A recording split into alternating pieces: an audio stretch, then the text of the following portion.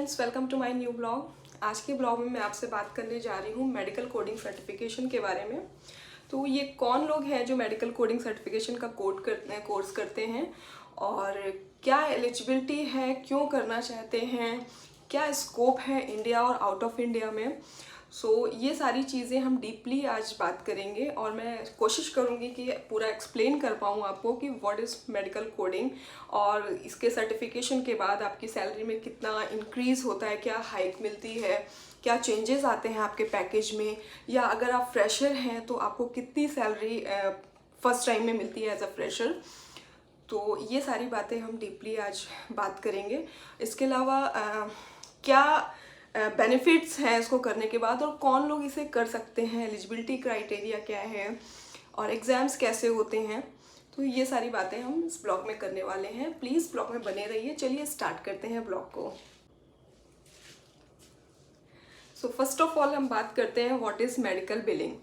Medical billing क्या होती है? ये पेशेंट की सारी इन्फॉर्मेशन होती है। इसमें जब पेशेंट हॉस्पिटल में विजिट करता है तो जो भी इन्फॉर्मेशन होती है वो वहाँ पे मेंशन होती है। लाइक प्लेस ऑफ सर्विस हो गया, उसने सर्विसेज क्या ली, मेजर थी, माइनर थी, वो सारा कुछ कोडिंग के थ्रू वहाँ पे मेंशन किया जाता है। वो होता है मेडिकल बिलिंग।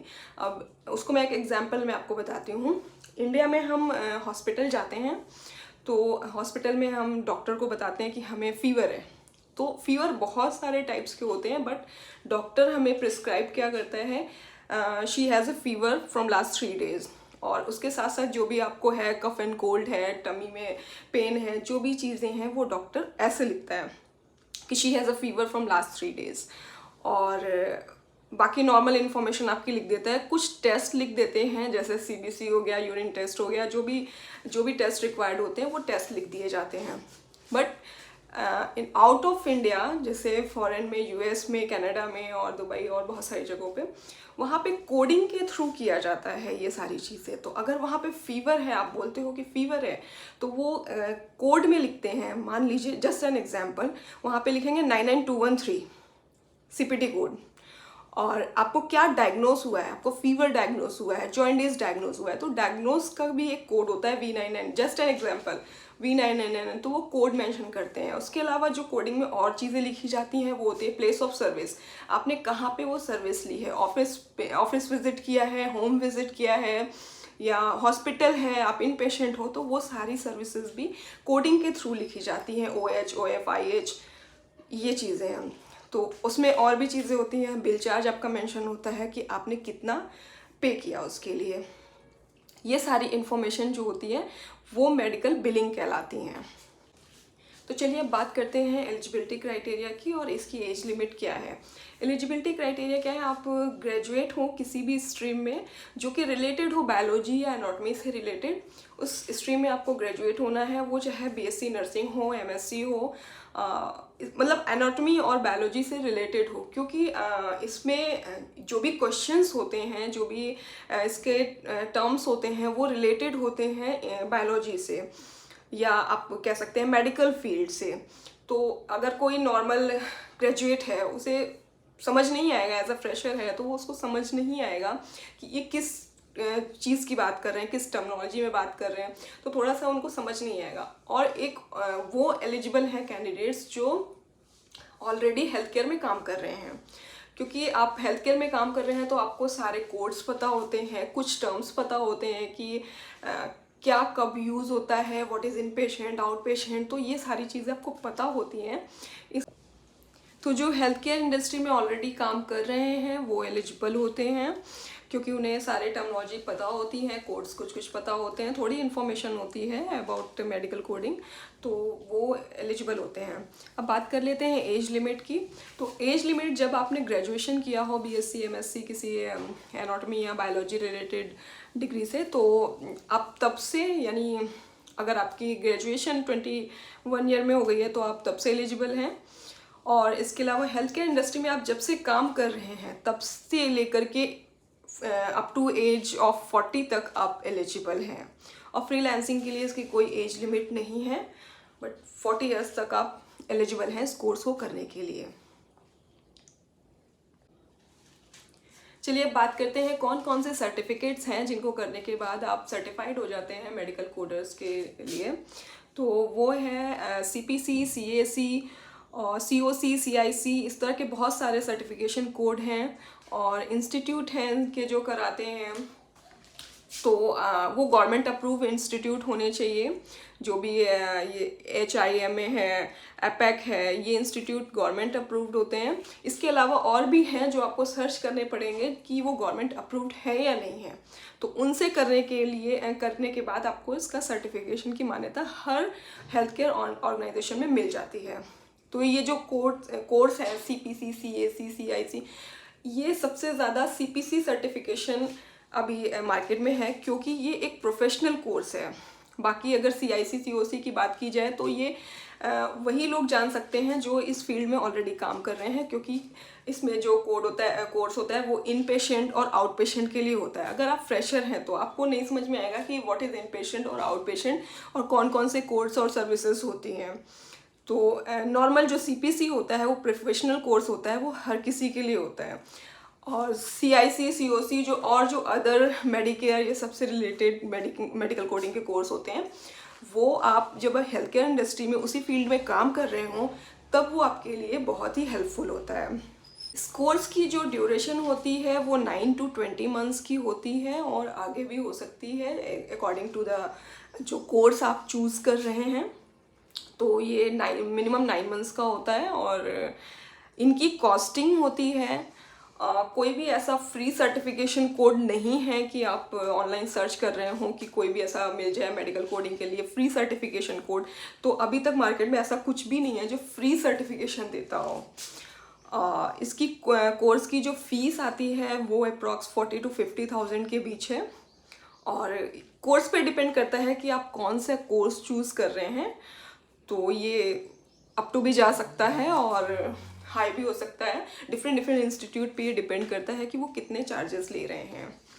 चलिए अब बात करते हैं इसमें डिमांड कितनी है इंडिया में या आउट ऑफ इंडिया में, इसकी डिमांड कितनी है। तो अभी इंडिया में इसकी डिमांड 40 to 50% है, बट अगर आप फॉरेन में जाते हैं तो 80 to 90% मेडिकल कोडर्स की डिमांड है। अब मैं आपको एक एग्जांपल देती हूँ। मेरे बहुत सारे फ्रेंड्स ने ये मेडिकल सर्टिफिकेशन का कोर्स किया है। किसी ने CIC किया है, किसी ने COC किया हुआ है, किसी ने CPC किया हुआ है। बट अभी my one of colleague is working in Dubai. तो उनकी जो सैलरी है, उन्होंने CPC सर्टिफिकेशन कोड किया था, उनकी जो इस टाइम सैलरी है per month 2.2 lakhs per month salary. तो आप समझ सकते हैं वहाँ पे कितनी ज़्यादा डिमांड है। एक और कलीग है मेरे जो कि कनाडा में वर्किंग है, उनकी सैलरी है पर मंथ 2.6 lakhs। तो इंडिया में थोड़ा सा अभी कम है बट इसकी डिमांड इन फ्यूचर बहुत ज़्यादा है। बट फिर भी अभी 50% तो है, बहुत अच्छा स्कोप है इसमें। इस कोर्स को करने के बाद आप किसी भी हेल्थ केयर इंडस्ट्री में काम कर सकते हैं। इसके अलावा इंश्योरेंस एजेंसीज से आप टाई अप कर सकते हैं और हॉस्पिटल्स में आप काम कर सकते हैं एज अ मेडिकल कोडर। सबसे ज़्यादा इसका यूज़ जो इस टाइम होता है इंश्योरेंस एजेंसीज़ में होता है, चाहे वो डोमेस्टिक हो चाहे वो इंटरनेशनल हो। उसके अलावा हेल्थ केयर इंडस्ट्री में सबसे ज़्यादा इनकी डिमांड है। तो चलिए पहले बात कर लेते हैं इनके एग्ज़ाम्स की कैसे होते हैं, उसके बाद लास्ट में हम आएंगे सैलरी इसकी क्या होती है। सबसे ज़्यादा लोगों के क्वेश्चंस होते हैं कि हमारी सैलरी क्या होगी इस कोडिंग को करने के बाद। तो पहले हम बात कर लेते हैं कि ये एग्ज़ाम कैसे होते हैं। ये ओपन बुक एग्ज़ाम होते हैं, 4 से 5 घंटे का एग्ज़ाम होता है। क्वेश्चंस इसमें इस टाइप के आते हैं कि बहुत डीपली जो नॉलेज इसमें दी जाती है कोडिंग सर्टिफिकेशन में, ये नॉलेज होती है जस्ट लाइक कि एक 50 years old फीमेल है और उनका लेग की सर्जरी हो रही है तो उनको एनेस्थीसिया कितना दिया जाएगा, एनेस्थीसिया की क्वांटिटी क्या होगी और कोड क्या होंगे। तो वहाँ पे ऑप्शन में कोड मेंशन होते हैं, तो उनमें से आपको एक पे टिक करना होता है। तो इस टाइप के क्वेश्चंस होते हैं क्योंकि इन कोडिंग जो होता है सर्टिफिकेशन, इसमें बहुत डीपली नॉलेज दी जाती है आपको एनेस्थीसिया से रिलेटेड, रेडियोलॉजी से रिलेटेड, डिसीज़ से रिलेटेड और जो भी इक्विपमेंट्स यूज़ होते हैं उन इक्विपमेंट्स के क्या कोडिंग होती हैं, बहुत डीपली नॉलेज दी जाती है। इसलिए क्वेश्चंस भी उसमें इसी तरह के आते हैं। तो 100 क्वेश्चंस होते हैं, नेगेटिव मार्किंग नहीं होती है और ओपन बुक एग्ज़ाम होता है ये। चलिए अब बात करते हैं आपके सबसे मोस्ट इम्पॉर्टेंट क्वेश्चन की, सैलरी की। तो फ्रेशर्स के लिए इंडिया में आफ्टर सर्टिफिकेशन जो सैलरी है वो 18 to 25 है। मुझे लगता है कि आप लोग सोचेंगे कि ये तो बहुत कम है, बट इन फ्यूचर ये ग्रोथ कर सकती है, और ये डिफरेंट ऑर्गेनाइजेशन पे डिपेंड करता है वो कितनी सैलरी प्रोवाइड कर रहे हैं।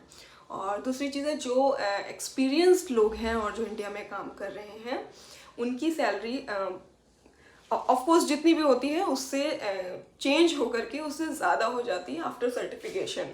तो आप उसी एलओबी में, उसी प्रोसेस में आप अप्लाई कर सकते हैं सर्टिफिकेशन करने के बाद, तो आपकी सैलरी में ऑफ कोर्स चेंजेस होते हैं। अब बात करते हैं फॉरेन की। तो फॉरेन में मैं आपको ऑलरेडी बता चुकी हूँ, मेरे 2 फ्रेंड्स हैं, एक कनाडा में एक दुबई में, उनकी सैलरी फार अवे है फ्रॉम इंडिया। तो फॉरेन में बहुत ज़्यादा डिमांड है मेडिकल कोडर्स की, और होप करती हूँ कि इंडिया में भी ऐसे ही डिमांड बढ़े ताकि हमारी भी सैलरी बढ़े। तो फ्रेंड्स, होप करती हूँ कि सारा कुछ मैंने मेडिकल कोडिंग सर्टिफिकेशन से रिलेटेड आपको एक्सप्लेन कर दिया है। अगर आपके माइंड में कोई भी डाउट या क्वेश्चंस आते हैं आप मुझसे पूछ सकते हैं कमेंट बॉक्स में। उसके अलावा आप मुझे इंस्टाग्राम आईडी पे पिंग कर सकते हैं। अगर आपको जॉब के बारे में जानना है कि अभी कहाँ पे इसकी हायरिंग चल रही है, तो वो भी मैं आपको नेक्स्ट ब्लॉग में बता दूंगी। वैसे अभी R1 RCM में हायरिंग चल रही है मेडिकल कोडर्स की, तो आप वहाँ पे भी अप्लाई कर सकते हैं। बाकी इसकी कहाँ कहाँ पे डिमांड होती है और कौन सी ऑर्गेनाइजेशन हायर कर रही है वो मैं आपको पिंग करके बता दूंगी। तो ऐसी बहुत सारी इंडस्ट्री हैं जो मेडिकल कोडर्स को भी बहुत हायर कर रही हैं, उनकी बहुत ज़्यादा डिमांड है। तो मैं इसके लिए आपको नेक्स्ट ब्लॉग में बताऊंगी कौन कौन सी ऑर्गेनाइजेशन है जो अब फिलहाल में हायर कर रही हैं। तो आपको मेरा ब्लॉग कैसा लगा, प्लीज़ कुछ भी अगर आपको लगता है कि सजेशन देना है या मुझे कुछ और इसमें चेंजेस करने चाहिए तो आप प्लीज़ सजेस्ट ज़रूर करिएगा मुझे, तो ताकि मैं आपको और एक्सप्लेन कर सकूं और बहुत सारी नॉलेज दे सकूं। तो thank you so much, thank you for watching. मिलते हैं आपसे नेक्स्ट ब्लॉग में। Thank you.